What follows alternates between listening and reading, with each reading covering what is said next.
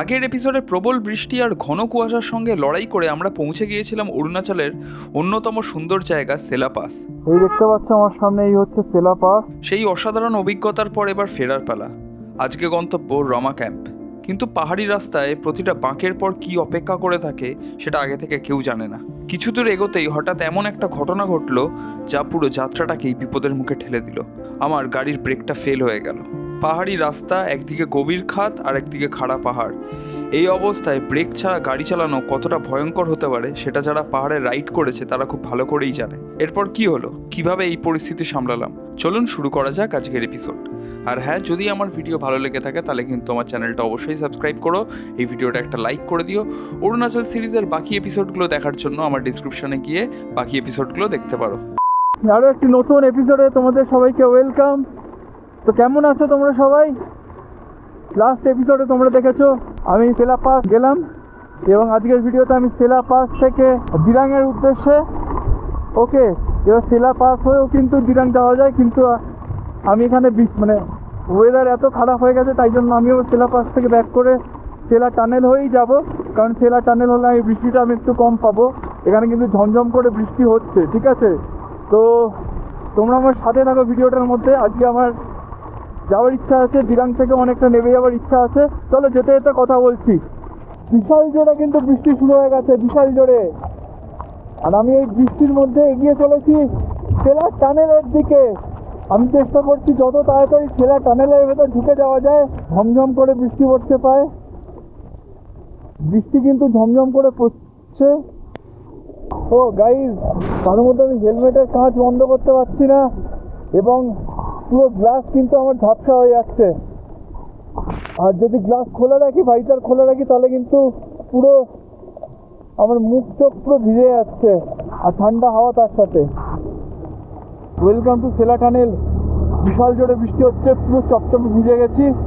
Raincoat পরা আছে, তবুও ঠান্ডা লাগছে। সেলা টানেলের ভেতরে ঢুকেই একটুখানি দাঁড়াবো, যদি বৃষ্টি একটু থামে। হাত পা পুরো ভিজে গেছে। এই সেলা টানেল। ও ও প্রচণ্ড জোরে বৃষ্টি পড়ছে। সেলা টানেলের ভেতর ঢুকে গেছি, একটু দাঁড়াচ্ছি, একটু এগিয়ে গিয়েই দাঁড়াবো।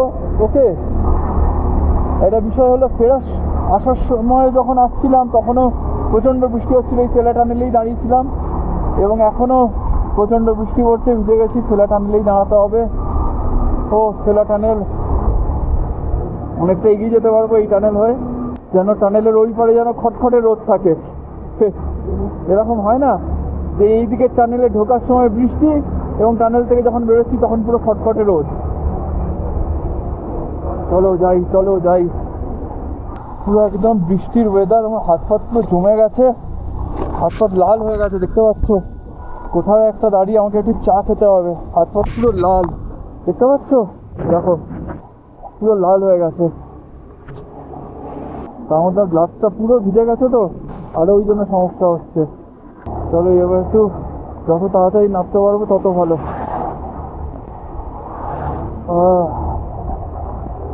তো বন্ধুরা, এই এত কিছু করছি একটা সুন্দর ব্লগের জন্য, তোমাদের কিন্তু সাবস্ক্রাইবারটা চাই। সাবস্ক্রাইব করে দিও অবশ্যই। এই বৃষ্টি কিন্তু আবার জোরে জোরে শুরু হয়ে গেছে, ঠিক আছে? একটা কিচ্ছু পাচ্ছি না। এখানে কিন্তু অনেক দূর দূর অন্তর অন্তর চায়ের দোকান, পায়ের দোকান, এইসব। তার মধ্যে এটা কিন্তু বন্ধুরা পুরো ল্যান্ডস্লাইড জোন। এখন যাচ্ছি পুরো একদম ল্যান্ডস্লাইড জোনের মধ্যে দিয়ে। এই বর্ষায় ল্যান্ডস্লাইড প্রচণ্ড হয়, তার মধ্যে বৃষ্টিও পড়ছে বিশাল। দেখছো তো, পুরো কাদায় কাদা। আস্তে আস্তেই চালাতে হবে এখানটা, এবং আমার মনে হয় আস্তে আস্তে চালালেই হাওয়া কম পাচ্ছি, আর ঠিকঠাক লাগছে।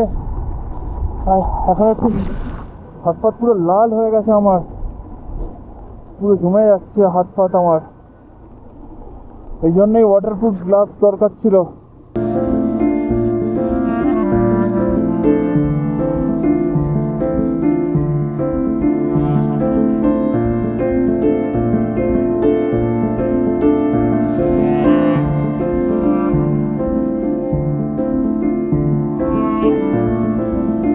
যেতে যেতে আলটিমেটলি একটা জায়গায় দাঁড়িয়েছি, অনেকক্ষণ পর একটা দোকান পেয়েছি।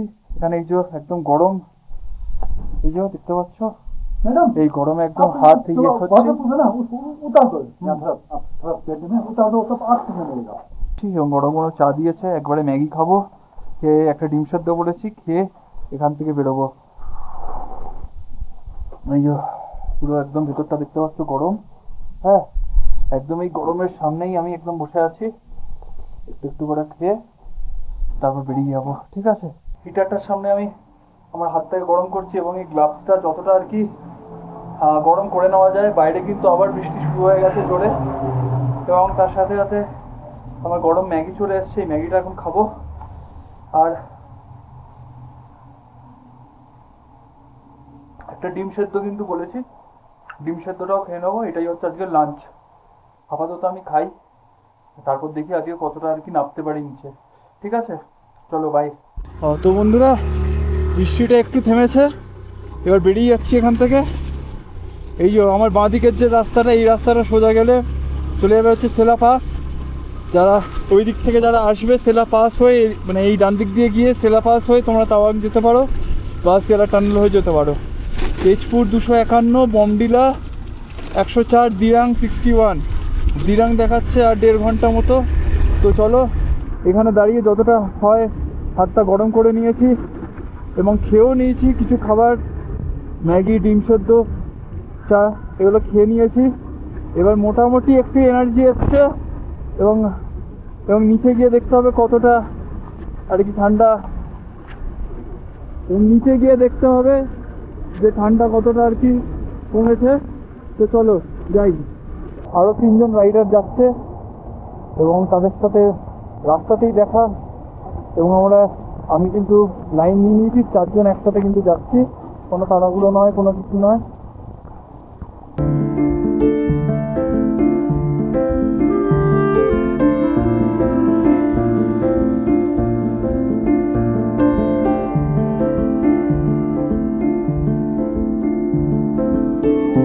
আবার কিন্তু দেখতে পাচ্ছ পুরো মেঘ, আবার কিচ্ছু দেখা যাচ্ছে না, ভিজিবিলিটি একদম কমে গেছে, একদম কমে গেছে ভিজিবিলিটি। হ্যাঁ, আমার সামনে পেছনে কিচ্ছু দেখা যাচ্ছে না, মানে এরকম ভিজিবিলিটি থাকলে পৌঁছানো খুব মুশকিল।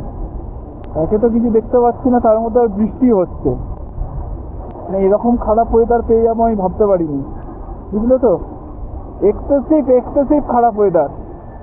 তোমরা জাস্ট দেখতে থাকো, এবং প্লিজ তোমরা সাবস্ক্রাইব করে দিও চ্যানেলটা, ঠিক আছে? মা, কোন দিকে কিচ্ছু, পুরো ভিজিবিলিটি পুরো লো হয়ে গেছে। তার মধ্যে আমি ভাইজার নামাতেই পাচ্ছি না, পুরো ফগ জমে যাচ্ছে ভাইজারে, পুরো ফগ জমে যাচ্ছে আমি যদি নামাই ভাইজার। বৃষ্টি কিন্তু কন্টিনিউয়াস হয়েই যাচ্ছে, যে ওইখান থেকে গ্লাসটা একটুখানি শুকিয়েছিলাম, আবার সেই একে জেকে সেই হয়ে গেছে। হ্যাঁ, এখন এই মুহূর্তে সেঙ্গে ক্রস করছি, সেঙ্গে, এবং আমি জানি না এই বৃষ্টি এখন কতক্ষণ চলছে। ঠান্ডা একটু কমেছে, বাট বৃষ্টি কিন্তু কমার কোনো নাম নেই, বৃষ্টি কন্টিনিউয়াস হয়ে যাচ্ছে। তার মধ্যে মাঝে মাঝে এত ভিজিবিলিটি কমে যাচ্ছে যে কি আর বলবো। নর্থ ইস্ট আমাকে না ভালোভাবে থাকতে দেবে না। এই নর্থ ইস্ট ভীষণ ফ্রিকেল, ভীষণ ফ্রিকেল। ব্রেক প্যাড থেকে কিন্তু ঘস ঘস করে আওয়াজ হচ্ছে। হ্যাঁ, ওটাকে এবার কিন্তু চেঞ্জ করতে হবে। হ্যাঁ বন্ধুরা, ভালো আওয়াজ হচ্ছে এবার ব্রেক প্যাড থেকে। চলো এবার এই পেছনের ব্রেকে খালি কাজ করে যাব, সামনের ব্রেক অতটা আর ইউজ করবো না। ঠিক আছে, চলো দিরাঙে যাব, দিরাঙে গিয়ে ব্রেক প্যাডটাকে আগে চেঞ্জ করব। ঠিক আছে, চলো বন্ধুরা। মানে একটার পর একটা প্রবলেম হয়েই চলেছে। আস্তে আস্তে করে ব্রেক মারতে হবে, গাড়ি আস্তেই চালাচ্ছি তাই। চলো, আমার কিন্তু সামনের ব্রেক প্যাডটা পুরোপুরি ক্ষয়ে গেছে, এবং কিন্তু ঘস ঘস করে কিন্তু আওয়াজ হচ্ছে। ব্রেক মারছি, বিভৎস আওয়াজ হচ্ছে, তাই জন্য আমি কিন্তু একটু ইঞ্জিন ব্রেকের ওপর দিয়ে বেশি যাচ্ছি। হ্যাঁ, আমি একদম পুরোপুরি ব্রেকের ওপর যাচ্ছি না। এবং এই যে ডাউনহিল, এখন যেহেতু পুরো ডাউনহিল, তাই ব্রেকের ওপর প্রেশার বেশি পড়ছে।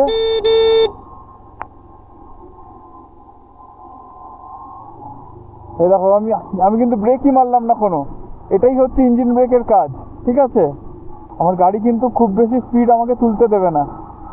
তো এখন যতক্ষণ না অবধি আমি একজন মেকানিক না পাচ্ছি, আমাকে কিন্তু গাড়িটা এরকমভাবেই চালাতে হবে।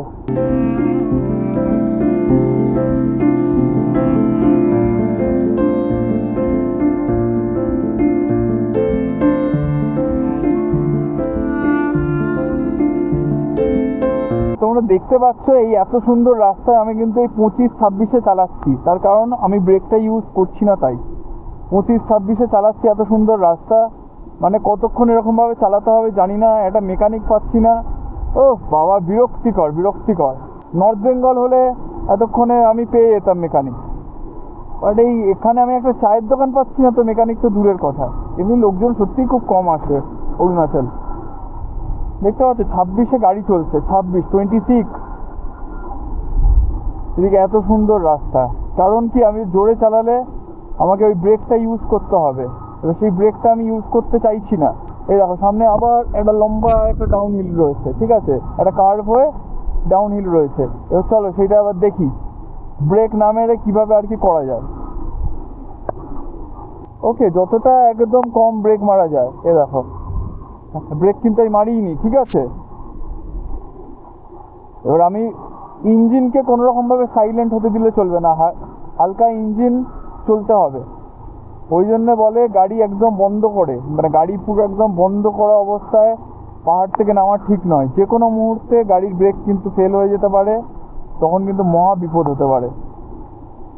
এখন তো আমার ব্রেক প্যাডটা ক্ষয়ে গেছে, আমার ব্রেক তো ফেল হয়নি। আমি ব্রেক মারলে ব্রেক লাগছে, কিন্তু আমার ডিস্ক প্যাডে আওয়াজ হচ্ছে প্রচণ্ড এবং লেট রেসপন্স করছে ব্রেকটা। আপাতত দিরাং যাচ্ছি, দিরাং গিয়েই স্টে করে নেবো, কারণ জামা কাপড় সব কিছু ভিজে গেছে, ব্রেক প্যাডটাও আর কি নষ্ট হয়ে গেছে। একমাত্র এখন দিরাং ছাড়া আর কোথাও আমি ব্রেক প্যাড আর আমি চেঞ্জ করতে পারবো না।